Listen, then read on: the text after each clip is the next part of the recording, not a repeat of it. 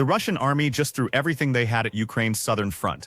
Elite naval infantry, mechanized brigades, armored columns stretching for miles.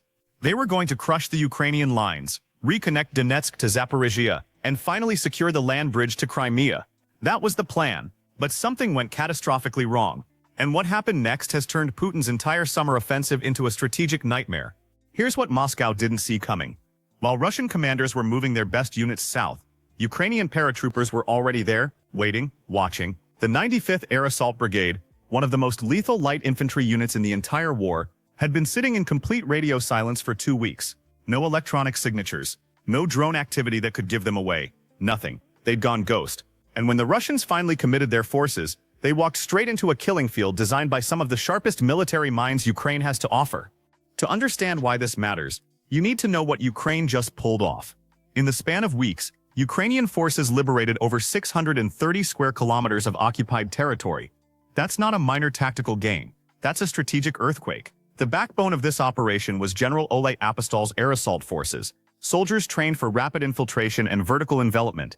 But they weren't fighting a conventional battle. They rewrote the doctrine. Instead of massing battalions for frontal assaults, they broke into small hunter-killer teams of 10 to 30 men, each team equipped with night vision, thermal optics, and enough firepower to take apart Russian positions from the inside. And they moved at night under fog when Russian drones were blind and their reconnaissance was worthless. The assault began on May 29. Ukrainian engineers had already crept into Russian minefields hours before, marking safe corridors in total darkness. When the paratroopers moved, they didn't hit the front lines. They bypassed them. They went straight for Russian command posts, communication nodes, and drone operator positions. The strikes were so precise that Russian officers were being eliminated before they even knew they were under attack. FPV kamikaze drones swarmed Russian trenches. Artillery hammered pre-designated coordinates. And those Western-made Excalibur precision-guided shells hunted Russian armored vehicles hiding under tree lines, destroying them one by one. The Russian 120th Naval Infantry Division, an elite Baltic Fleet unit trained for amphibious warfare, was caught completely flat-footed. Their communication network collapsed, their coordination disintegrated, and within days Ukrainian forces had pushed another 46 square kilometers deeper into Russian-held ground. Now here's the part that should make you pause. The Russian units that got shredded in this offensive weren't conscripts or poorly trained mobilized troops. These were elite soldiers. The 120th Naval Infantry Division, the 40th and 55th Pacific Fleet Brigades. These are the kinds of units you send when you absolutely need to win. And they got torn apart. Why? Because the Russian military is suffering from a structural problem it can't fix. They're running out of infantry, so they're taking highly trained naval infantry, soldiers who are supposed to conduct amphibious assaults and special operations, and they're throwing them into muddy trenches to plug gaps in the line. It's a catastrophic misuse of specialized forces, and it's happening because the Kremlin is bleeding manpower faster than it can replace it. The numbers tell the story. According to the Institute for the Study of War, Russia lost nearly 100,000 soldiers in just the first few months of 2026. That's over 30,000 casualties per month.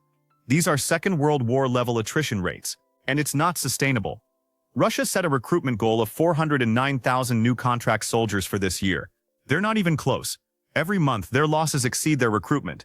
The gap is widening, and what's worse for Moscow, the troops they are getting are poorly trained, under-equipped, and dying within weeks of reaching the front. Even the reinforcements from North Korea couldn't stop the bleeding. Language barriers and lack of coordination turned those foreign fighters into easy targets. Russia is cannibalizing its own offensive capacity just to hold the line. And here's where it gets worse for the Kremlin. Ukraine didn't just take territory. They severed logistics. The Oleksandrovka Junction, a critical supply node, is now under Ukrainian control. Russian convoys can't move safely anymore. The supply route through Huliapol and Velika Novosilka is under direct artillery fire. Ukrainian guns are now within 2 kilometers of key Russian logistics roads. That means every supply truck, every ammunition convoy, every fuel tanker is a sitting target, and the 39th Motorized Rifle Brigade of the Russian 68th Army Corps is already feeling it. They're running out of ammunition, they're running out of food, and Ukrainian drones are hitting their resupply columns before they can even reach the front.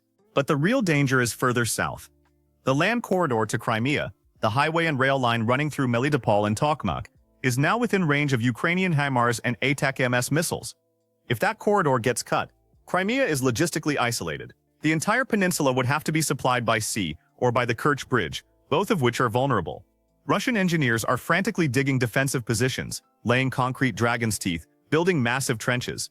But Ukrainian paratroopers are closing in step by step, and every village they take, every road they control, brings that critical corridor closer to being severed.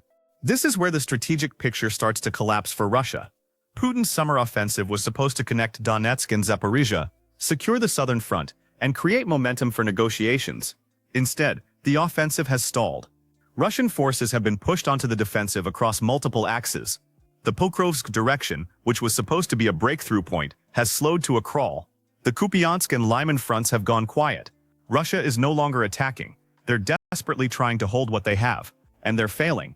Ukrainian 3rd Corps Commander Brigadier General Andriy Beletsky recently stated that the next 6 to 9 months will determine the outcome of this war.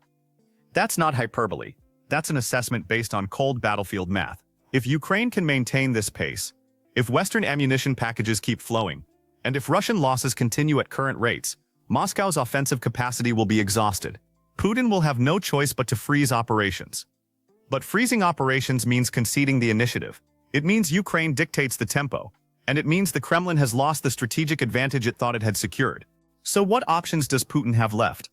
He could order a general mobilization, pull hundreds of thousands more men into the meat grinder, and try to overwhelm Ukraine with sheer numbers.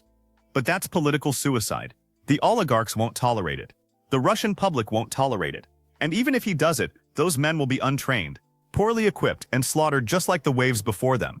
Or he could try to negotiate, freeze the conflict, and hope the West loses interest. But Ukraine isn't interested in freezing anything. Not when they're winning. Not when they're liberating territory. Not when Crimea is within reach. The discipline and tactical brilliance of Ukraine's air assault forces have rewritten the rules of this war.